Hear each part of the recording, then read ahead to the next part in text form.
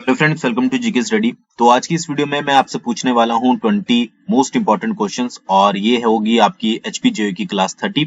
इससे पहले 29 क्लासेस जो है वो मैं बना चुका हूं। अगर आपने अभी तक वीडियो को नहीं देखा है तो आपको लिंक के ऊपर जो है इस कोने में सारी वीडियोस के लिंक मिल जाएंगे, वहां से जाकर आप चेकआउट कर सकते हैं। और आज की इस वीडियो में 20 क्वेश्चंस आपसे पूछे जाएंगे। तो मुझे पता है कि मैक्सिमम लोग, क्या जिन्होंने भी फॉर्म भरा है अब तक आपकी तैयारी जो है वो आधे से ज्यादा हो चुकी होगी। तो ये 20 क्वेश्चन जो है वो आपको जरूर आने चाहिए अगर आपने कंप्यूटर सेक्शन जो है वो आपका मैक्सिमम कवर कर लिया है। बाकी आपको लग जाएगा पता। और कमेंट करके जरूर बताइएगा कि आपके जो है वो 20 में से कितने मार्क्स जो है वो बने हैं। ठीक है, तो चलिए शुरू करते हैं।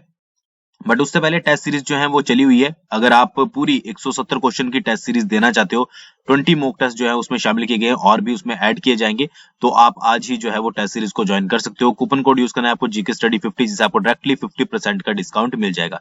कैसे ज्वाइन करना है, डिस्क्रिप्शन में लिंक में जाकर ऐप को डाउनलोड करना है और वहां टेस्ट वाले सेक्शन में जाकर जो है कूपन कोड के साथ आप ज्वाइन कर सकते हो। बात करते हैं सबसे पहले क्वेश्चन की। The software tools that enable a user to interact with a computer for specific purposes are known as what. ठीक है, उन सॉफ्टवेयर टूल्स को आपको बताना है जो कि इनेबल करते हैं एक यूजर को इंटरेक्ट करने के लिए कंप्यूटर के साथ किसी स्पेसिफिक पर्पस के लिए। कौन से सॉफ्टवेयर जो है वो आपको अलाउ करते हैं कि आप कंप्यूटर के साथ जो है वो इंटरेक्ट कर पाते हैं किसी पर्पस को लेकर, यानी कि किसी स्पेशल काम को लेकर। तो इसका जो सही आंसर है वो है आपका एप्लीकेशन सॉफ्टवेयर। ठीक है, सिंपल सी बात है ना कि मान लीजिए कोई सिस्टम है और कंप्यूटर है। ठीक है, आप उसके साथ इंटरेक्ट तभी कर पाओगे, उसका यूज तभी कर पाओगे अगर उसमें कोई एप्लीकेशन होती है। ठीक है, मान लीजिए आपने कोई लेटर बनाना है A4 साइज का, तो उसके लिए आप क्या यूज करोगे? उसके लिए आप यूज करोगे MS वर्ड। ठीक है, तो MS वर्ड क्या है? MS वर्ड आपका एक एप्लीकेशन सॉफ्टवेयर है। ठीक है, अगर वो एप्लीकेशन सॉफ्टवेयर आपका सिस्टम में नहीं होगा तो आप जो है वो सिस्टम का यूज नहीं कर पाओगे। ठीक है, तो इसका आंसर जो होगा वो एप्लीकेशन सॉफ्टवेयर होगा कि एप्लीकेशन सॉफ्टवेयर टूल्स वो होते हैं जो कि इनेबल करते हैं एक यूजर को इंटरेक्ट करने के लिए कंप्यूटर के साथ। ठीक है, तो आई होप इसका आंसर जो है वो आपका सही निकला होगा, क्योंकि मैक्सिमम जो क्वेश्चन है वो एक आपके इजी लेवल के डाले गए हैं। ठीक है, तो बहुत सारे ऐसे जो है वो सॉफ्टवेयर होते हैं, एप्लीकेशन, जैसे कि ऑफिस हो गया, एक्सेल हो गया, वर्ड हो गया, पावर पॉइंट हो गया, ब्राउजर हो गया आपके जैसे फायरफॉक्स, सफारी और क्रोम। ठीक है, तो ये सभी क्या होते हैं? आपके एप्लीकेशन सॉफ्टवेयर होते हैं जो कि यूज किए जाते हैं आपको इंटरेक्ट करवाने के लिए कंप्यूटर के साथ। ठीक है, ताकि आपका काम जो है वो प्रॉपर तरीके से हो सके। नेक्स्ट क्वेश्चन की तरफ बढ़ते हैं। नेक्स्ट क्वेश्चन है आपका कि computer programs are written in a high level programming language. ठीक है, however the human readable version of program is called what. ठीक है, जो आपको पता ही होगा कि जो कंप्यूटर प्रोग्राम है वो एक आपके हाई लेवल लैंग्वेज प्रोग्रामिंग जो लैंग्वेज होती है उसमें लिखे जाते हैं। बट क्या होता है कि एक ह्यूमन रीडेबल, यानी कि जिसको ह्यूमन आप और मैं पढ़ पाए, ठीक है, एक उसका वो वर्जन भी होता है प्रोग्राम का, तो उसको क्या कहा जाता है? तो इसका जो सही आंसर है वो है आपका सोर्स कोड। ठीक है, अगर आपको क्वेश्चन, ये सिंपल सा कंप्यूटर में एक ही चीज है कि अगर आपको क्वेश्चन ढंग से समझ आ गया तो आप उसका आंसर जो है वो आसानी से लगा पाओगे, आपको पता होता है। बट कई बार क्वेश्चन ही ऐसे घुमा के पूछ लिया जाता है कि आप कंफ्यूज हो जाते हो और आपका आंसर भी जो है वो गलत हो जाता है। ठीक है, तो इसका आंसर जो होगा वो होगा आपका सोर्स कोड। ठीक है, सोर्स कोड क्या होता है? अगर कंप्यूटिंग की बात करें, यानी कि कंप्यूटर की, तो source code is any collection of codes. ठीक है, सोर्स कोड क्या होता है? आपका एक कलेक्शन होता है कोड्स का, विद और without comments, written using a human readable programming language usually as plain text। ठीक है, यहाँ पर आप एक एग्जांपल देख सकते हैं सोर्स कोड का, ताकि सभी को आसानी से समझ आ जाए, तो इसलिए सोर्स कोड का यूज किया जाता है। The source code is often transformed by an assembler और कंपाइलर इनटू बाइनरी मशीन। अब ये इंपॉर्टेंट क्वेश्चन यहाँ से एक और बन जाता है कि जो सोर्स कोड है उसको असेंबलर और कंपाइलर के द्वारा क्या होता है कि कई बार बाइनरी मशीन में जो है, बाइनरी मशीन जो कोड होते हैं उनमें कन्वर्ट किया जाता है, जो कि एग्जीक्यूट किए जाते हैं कंप्यूटर के द्वारा। ठीक है, तो अगर आपसे ये पूछ लिया जाता है किसके द्वारा किए जाते हैं, तो असेंबलर और कंपाइलर के द्वारा। ठीक है, तो ये याद रखिएगा सोर्स कोड के बारे में। और जो भी एप्लीकेशंस वगैरह होती है, ठीक है, बनती है, तो उसमें आपको ऐसे सोर्स कोड जो है वो देखने को मिलेंगे। ठीक है, अगले क्वेश्चन की बात करते हैं। In word processing, an efficient way to move the third paragraph to place it after the fifth paragraph is what?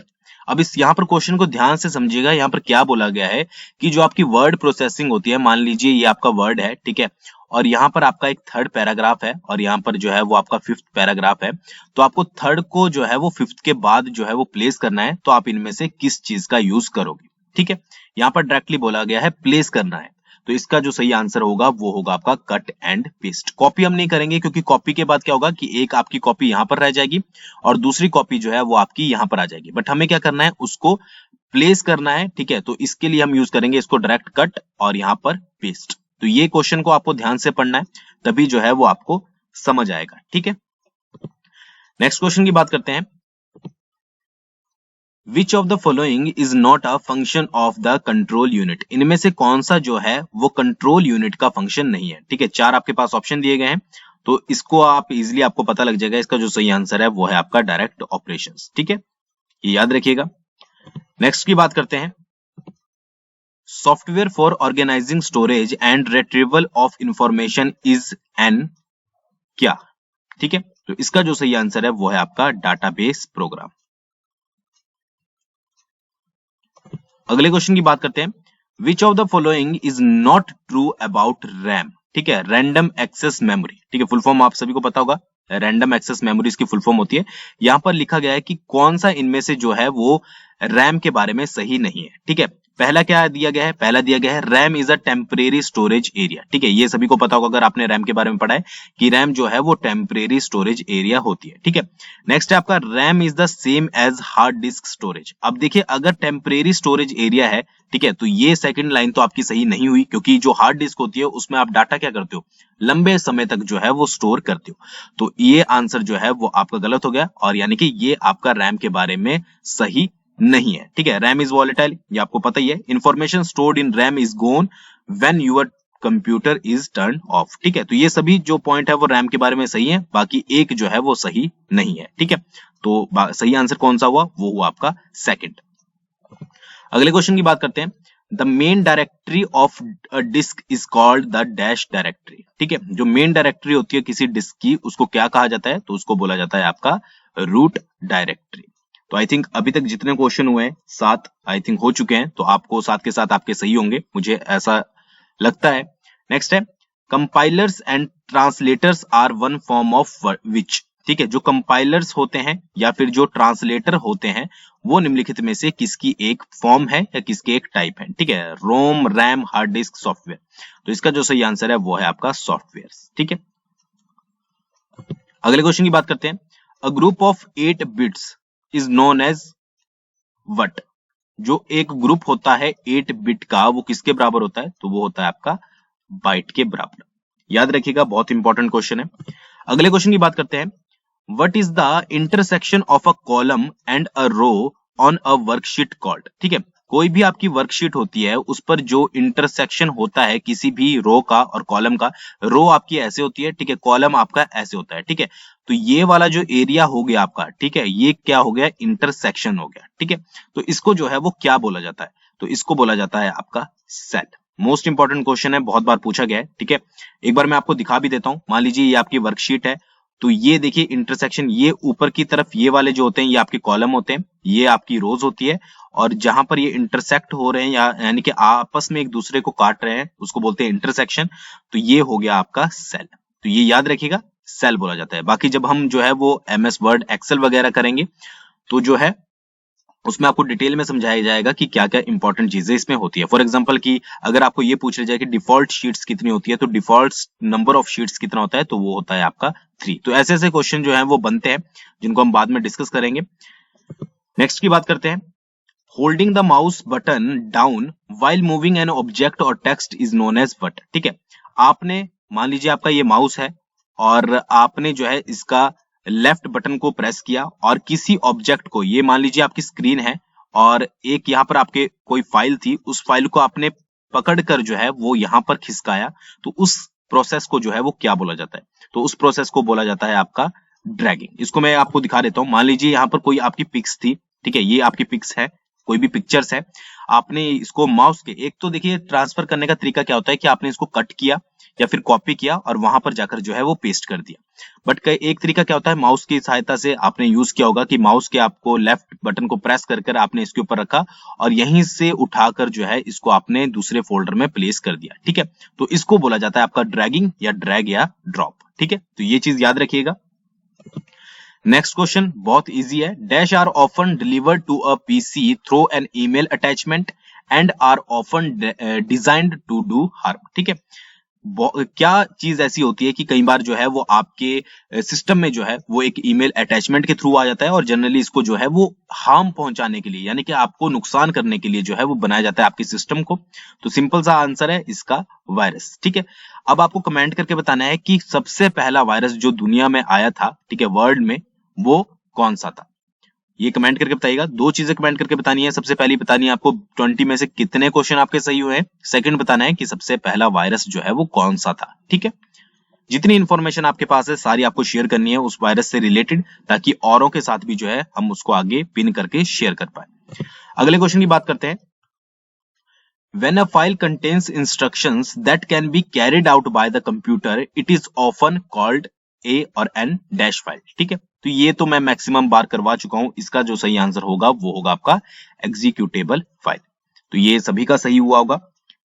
Next की बात करते हैं। How many bits are there in the ethernet address. जो ethernet address होता है जिसको generally आपका Mac address भी बोला जाता है, तो उसमें जो है वो कितने बिट्स होते हैं। तो इसका जो सही आंसर है वो है आपका 48 बिट्स, ठीक है। अगले क्वेश्चन की बात करते हैं। इन OSI network architecture the routing is performed by which layer, ठीक है। OSI नेटवर्क आई थिंक आपने अभी नहीं पढ़ा होगा, बट जिन्होंने पढ़ लिया होगा उनको पता होगा। जिन्होंने नहीं पढ़ा है तो उसके ऊपर बहुत जल्दी वीडियो आने वाली है। तो जो राउटिंग होती है वो किस लेयर में जो है वो परफॉर्म की जाती है। जनरली जो आपका OSI मॉडल होता है उसमें 7 लेयर्स होती हैं। कई बार डायरेक्टली यही क्वेश्चन आ जाता है और नीचे से जो है वो लेयर स्टार्ट होती है, जैसे कि physical, data link, network, transport, session, presentation और एप्लीकेशन लेयर, ठीक है। इसको मैं बाद में आपको समझाऊंगा जब OSI मॉडल हम करेंगे। बट फिलहाल के लिए जो क्वेश्चन है वो है राउटिंग जो है वो किस लेयर में परफॉर्म की जाती है। तो इसका जो सही आंसर है वो है आपका फर्स्ट नेटवर्क लेयर, ठीक है। अगले क्वेश्चन की बात करते हैं। Email client is the feature of which, ठीक है। ईमेल क्लाइंट जो है वो निम्नलिखित में से किसका एक फीचर है, ठीक है। सारे जो है वो माइक्रोसॉफ्ट के प्रोडक्ट हैं और ईमेल क्लाइंट जो है वो आपका MS आउटलुक का एक फीचर है, ठीक है। याद रखिएगा MS आउटलुक। अगले क्वेश्चन की बात करते हैं।